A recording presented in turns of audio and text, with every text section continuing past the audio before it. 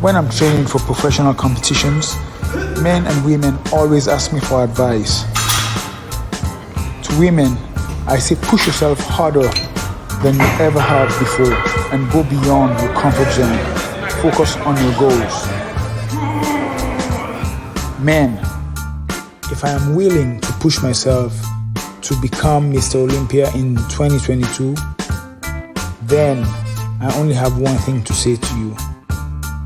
Bring your A game. Here we go again.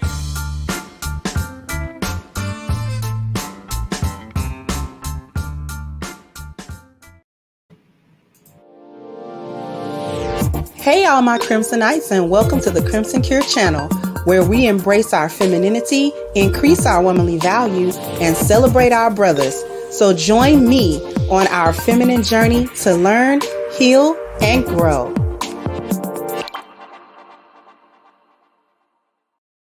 Hey there, my Crimsonites, and welcome to the Crimson Cure channel. I'm your host, femininity coach, and author of the Crimson Cure, and this is my perspective. So what we're talking about today is the age-old question: what do Black women bring to the table? And today I'm going to answer that question definitively. This is for all the gynocrats, hyenas, feminists, and just wayward Black women. I'm going to answer that question for you, everyone, definitively today, about what Black women bring to the table. So I have two clips. One of them is kind of long. The other one is really short. So I'm going to show you the short one of a young lady telling you real straight out what she brings to the table. So I'm going to share my screen really quickly, and I am going to let you all see this. We're not bringing nothing to relationships. For centuries, decades, we've seen our grandmothers, our mothers, our great aunts give everything and get nothing. So for the first time in history, we're saying no. You don't get a free incubator. You don't get a free maid. You don't get a free chef. We're saying no, and y'all losing y'all fucking minds. No, ma'am. And then y'all calling me a feminist. If you know me, you know, like, I still want Susan B. Anthony here. So that's not even the thing. Y'all just need a label to put on somebody who's telling y'all no. We said step y'all pussy up and y'all made podcasts. That don't seem weird to you? We're not bringing nothing to relationships. Okay. So that was the first little clip that I wanted to show you guys. This is a young lady talking about she ain't gonna bring nothing to the table, talking about what other women have done. She has no idea what other women have done. She has no idea what women of the past have done. And here's the thing that I have trouble with. First of all, she's talking about she's not a feminist, but if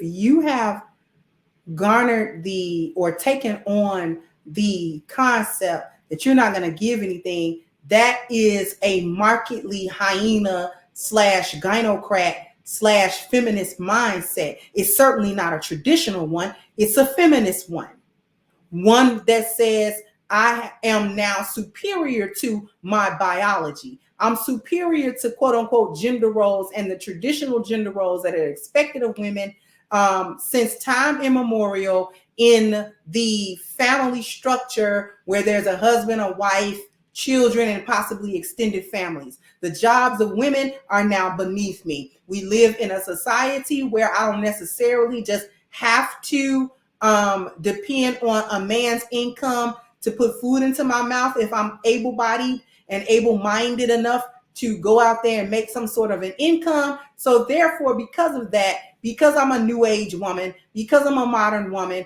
because I'm not a traditional woman like my great grandmothers and grandmothers and all of that sort of thing, that, you know, I'm just going to say, no, I'm not bringing anything of any value at all to a relationship because I'm a hyena and I have dirty back feet. And if you don't want dirty back feet, then I don't know what to tell you, because that's what I'm bringing to the relationship. That is feminist thinking. I don't care if she don't like Susan B. Anthony, because if she really understood the history of that, which I have seen other videos of hers, that she tries to go into certain things, If you understood the full history of that, then you would have understood that the thinking that you have now and that you've taken on is nothing more than a derivative of that initial thought process and that initial push of feminism that they pushed from white women to black women.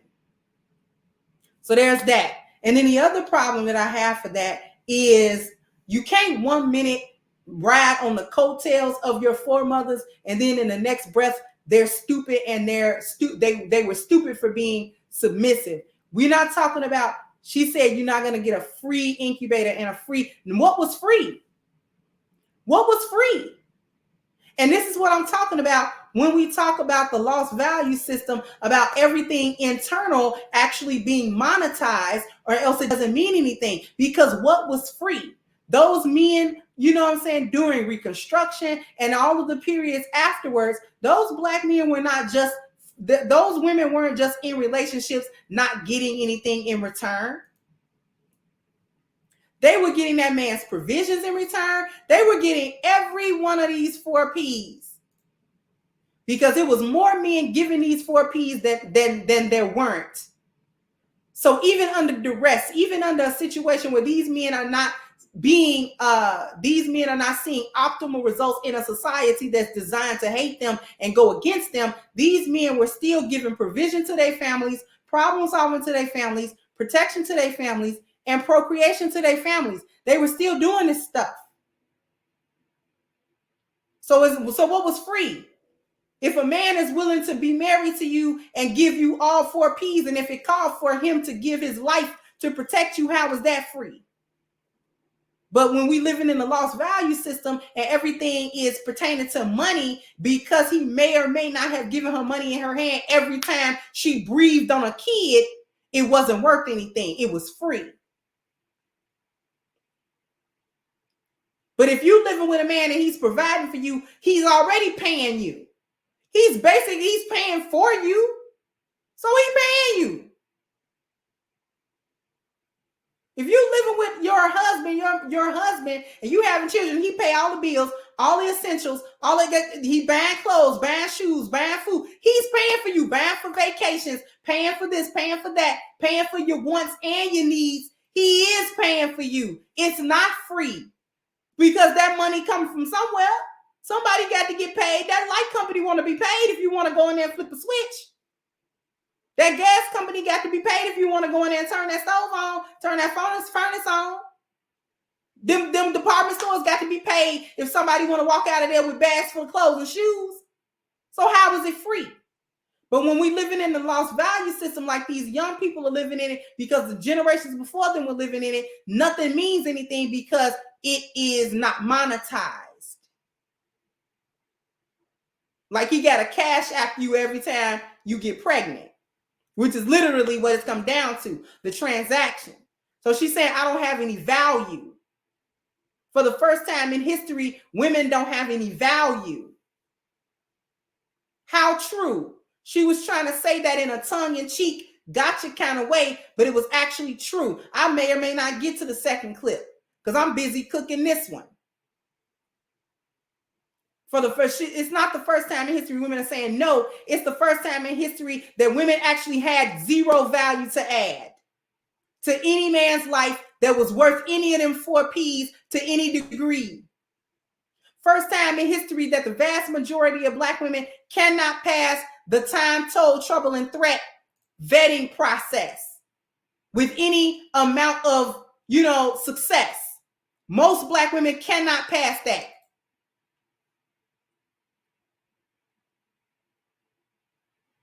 Most Black women don't have anything of value to add. She has no personal market value because she doesn't have any good character. Everything about her is a scheme, a scam. Everything about her is a lie. Everything about her is untrue. Everything that she does is based in manipulation and deceit. She doesn't have any good belonging market value. The people that she's around, the community that she lives in, the apartment building she might live in, things of that nature. These people don't like her. She doesn't have a good reputation around these people because she doesn't have any good character. So when she comes around these people, it's bad character all the way around. She doesn't have good friendship market value. All of her friends think like her. All of them are scumbags together in a group, running around like a pack of wild hyenas like they are. Her sexual market value is the only thing she play up, and even that's trash because she prides herself in being ran through and smashed through. The only one she doesn't care about is the one she should care about, which is the marriage market value. But the only way to have marriage market value is to actually have value in the other 4 areas to begin with. And for the first time in history, the vast majority of these so-called modern women have zero value to add. When a man asks, what do you bring to the table? He's asking, what value do you bring to me? What do you have for me? What makes you stand out in a positive way that makes me want to choose you more than I choose the other women, or over and above the other women that I have an option for? Because you're looking at me as a man that you desire, and over and above maybe the other men that you have options to try to choose or get chosen by. So you've decided that I'm the one that you want. So or something that makes me stand out apart from the crowd of other men, because there are a lot of other men. Okay, so just like that, there's a lot of other women. You can't say sex. When all women that have an operating vagina can give me that. So you just saying you doesn't mean anything. Especially today's woman, especially the so-called modern woman. You coming through talking about you bring you, that's a no. That's a boop, knock it off. That's a knock it off situation. That is a knock it off situation. Because you just told me you don't bring any value. You just told me not that you refuse to, but that you don't have any to bring.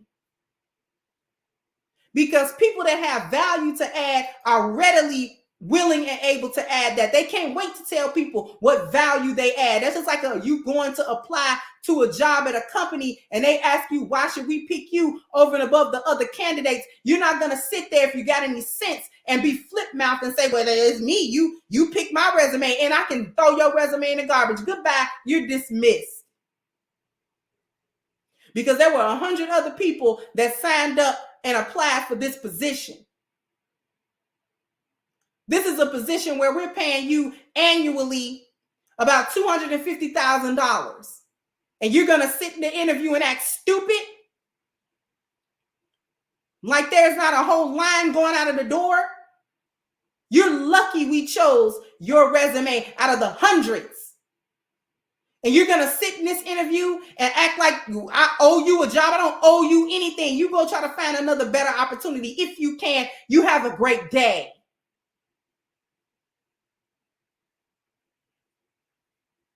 And you know better than to do that.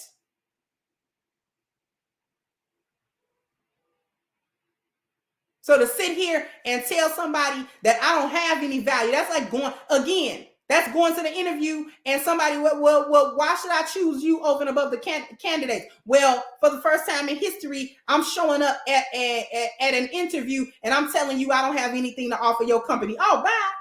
We don't have anything to talk about. You think you're still going to get hired after that? And as a matter of fact, if anybody refers back to me, I'm going to tell them verbatim what you just said, because I just wrote it in your file. I'm going to email it to your next potential employer, and we'll see if you can get employed. So this is exactly what Black women bring to the table, fellas. Nothing. These hyenas and these gynocrats, they don't bring you anything to the table but heartache, stress, and pain. You're going to have to look for a lioness and vet her properly. Vet her properly. If she can't pass all 4 of these, it's no use in even talking to her. No use in even talking to her. And a lot of times, it's not even no use in even getting her in the bed, because a lot of times she's not worth that, because that's where her threat really come out. That's Drake. That's when she really show you what she's made of.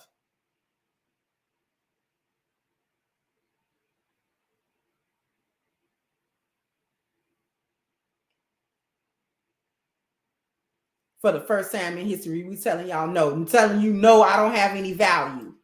So don't ask me no questions. Because all I come with is a mouthful of stress and a vagina that's been used up, tore up, and slore up, and I'm trying to give it to you, and I'll give it to you half with lackluster. That's what's being said.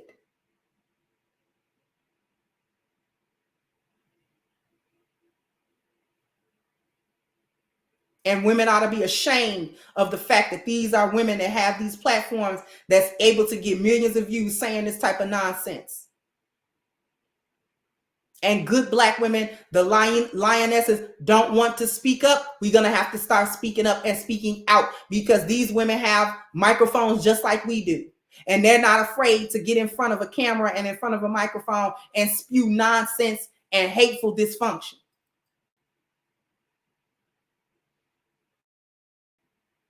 So we equally can't be afraid to get in the front of a camera and on a microphone and say the truth. So sound off in the comment section. Let me know what you think. Like, share, and subscribe to the channel if you have not. Once again, I'm your host, The Crimson Cure, and this was my perspective. Bye-bye, Crimsonites. Hey guys, please like, share, and subscribe to the channel and hit the notification bell. And if you've got more to say on the topic, leave a comment down below. Also, don't forget to support our sponsor, who so graciously supports this channel by clicking the description box and the link for A-Game at agameherbal.com. You can go ahead and get a 10% discount off of your next purchase using the code Kendra10. This has been yet another Crimson Cure production, and I'll catch you guys on the next one.